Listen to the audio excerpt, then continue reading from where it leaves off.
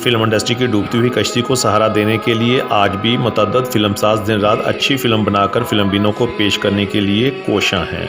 इसी तरह film industry का नुमाया नाम गुलाम जिलानी गाम अपनी उर्दू फिल्म वो लम्हे के गीतों की तैयारी में मसरूफ़ अमल दिखाई देते हैं। इस फिल्म में आवाज़ का जादू माहिर सियाल जी गाएंगी, जबकि इस फिल्म के म्यूज़िक डायरेक्टर अशफाक अली हैं।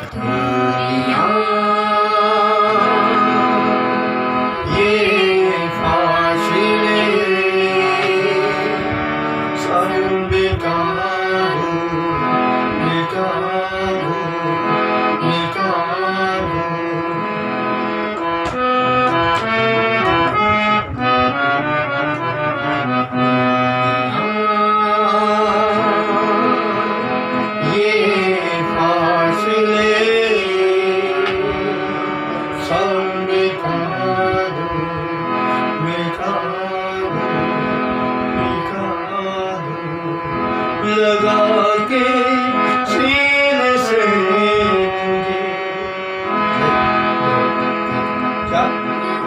लगा के सीने से सब कश्तियाँ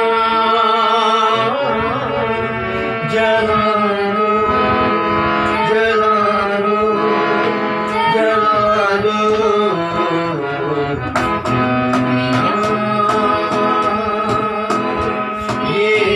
फासिले सब मिटा